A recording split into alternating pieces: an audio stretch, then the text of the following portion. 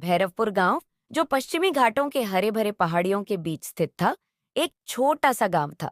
यहाँ की दिनचर्या बहुत ही धीमी और शांतिपूर्ण थी, जैसे नदी की लहरें। यह गांव अपने रंग बिरंगे त्योहारों, गर्मजोशी से भरे हुए लोगों और सुंदर प्राकृतिक दृश्यों के लिए जाना जाता था। लेकिन एक बात थी जिसे गांव वाले नहीं भूल सकते थे। राधिका की आवाज, जो कहा जाता था कि फूलों की पंखुड़ियों पर पड़े ओस की तरह मीठी थी। राधिका अपनी दादी आजी के साथ गांव के बाहरी हिस्से में एक छोटे से झोंपड़े में रहती थी। उसके माता पिता जब वह छोटी थी चल बसे थे, और तभी से उसे उसकी दादी ने पाला था, जो गांव की चिकित्सक और सभी की प्यारी थी। जहां आजी अपने ज्ञान और औषधियों के लिए सम्मानित थी, वहीं राधिका की आवाज ने सभी को मोहित कर लिया था। वह अक्सर अपने घर के पास एक छोटे से तालाब के किनारे बैठकर अपने पूर्वजों द्वारा गाए गए गीत गाती। ये वे गीत थे जिन्हें अब कोई और नहीं जानता था। ये गीत थे जंगल, नदियों और हवाओं के बारे में। लेकिन फिर भी गांव वाले उसे अपनी आवाज को सार्वजनिक रूप से गाने के लिए आलोचना करते थे। लड़की को चुप रहना चाहिए राधिका, वे कहते। क्या तुम नहीं जानती कि इस तरह से गाने से तुम्हारे परिवार की इज्जत जाती है? यह कठोर सोच राधिका के लिए कभी समझ में नहीं आई। उसके गीत गर्व या दिखावे के लिए नहीं थे, वे बस अपने आसपास की दुनिया से जुड़ने का तरीका थे। राधिका का सबसे अच्छा दोस्त गांव में माधव था, जो उसकी उम्र का था और हमेशा राधिका को प्रोत्साहित करता था। माधव कभी नहीं समझ पाया कि लोग राधिका की आवाज से इतनी परेशानी क्यों महसूस करते थे। वह अक्सर राधिका के पास तालाब के किनारे बैठता और उसकी आवाज को सुनता, उसकी आंखें बंद करके, जैसे हर एक सुर को आत्मसात करने की कोशिश करता। तुम्हारी आवाज एक तोहफा है राधिका, वह कहता। तुम्हें इसे छुपाना नहीं चाहिए, क्योंकि लोग समझते नहीं हैं। लेकिन राधिका अपनी दादी की बातों से प्रभावित होकर आमतौर पर अपने गीतों को निजी रखती थी, केवल अपने घर में या जंगल के सन्नाटे में गाती थी। उसकी आजी हमेशा उसे यह याद दिलाती कि बाहर की दुनिया कभी भी क्रूर हो सकती है, कि जो लड़कियां अपनी स्पिरिट को ज्यादा प्रदर्शित करती हैं, उन पर उंगली उठाई जाती है। दुनिया उन लोगों को कभी नहीं समझती जो अपनी धड़कनों पर चलते हैं, आजी हंसते हुए कहती, राधिका के सिर पर हाथ फेरते हुए। एक बरसाती शाम, जब आसमान बादलों से घिरा था, राधिका अपनी छोटी सी झोपड़ी में आग के पास बैठी थी। भीगे हुए धरती की खुशबू हवा में तैर रही थी, और वह धीरे धीरे खिड़कियों से बाहर जंगल की ओर देख रही थी। हवा धीरे धीरे पेड़ों में झूम रही थी, और उसे ऐसा लगा जैसे जंगल उसे पुकार रहा हो।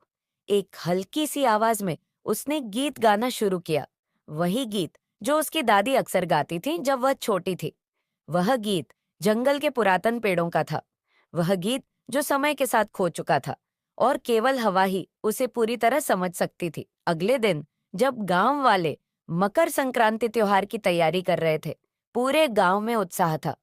रंग बिरंगे पतंगे आसमान में उड़ रही थीं, और चारों ओर संगीत की आवाजें गूंज रही थीं।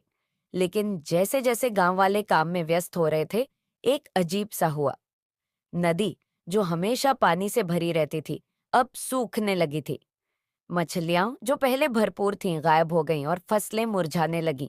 गांव वाले उलझन में थे। कोई सूखा नहीं था, कोई अजीब मौसम नहीं था। ऐसा लग रहा था जैसे जमीन ने अपने आप को लोगों के प्रयासों से अलग कर लिया हो। हमें देवताओं को कुछ अर्पण देना चाहिए, गांव के पुजारी ने कहा। शायद हम जंगल की आत्माओं को नाराज कर चुके हैं।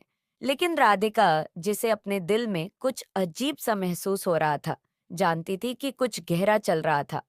उसे वह गीत याद आया जिसे उसने पिछली रात गाया था, वही गीत जो उसकी दादी ने उसे कभी न गाने के लिए कहा था।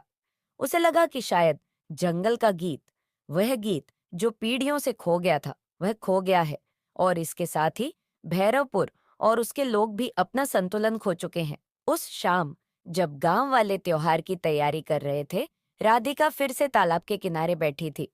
उसका दिल भारी था। माधव, जो उसकी चिंता देख रहा था, उसके पास आया। क्या परेशान है? उसने नरमी से पूछा। मुझे लगता है जमीन शोक मना रही है, राधिका ने धीरे से कहा।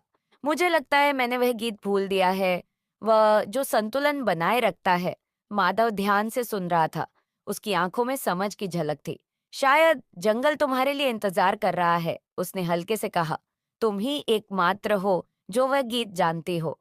शायद अब समय आ गया है कि तुम उसे गाओ, चाहे कोई भी क्या कहे। माधव के प्रोत्साहन से राधिका जंगल की ओर चल पड़ी। गांव उसके पीछे शांत था, लेकिन सामने बड़े बड़े पेड़ खड़े थे, जैसे उसकी प्रतीक्षा कर रहे हों। वह उनके सामने खड़ी हुई। उसका दिल तेजी से धड़क रहा था और उसने गीत गाना शुरू किया। उसकी आवाज पहले धीरे, फिर तेज होती गई, जैसे उसने अपना दिल पूरी तरह से गीत में डाल दिया।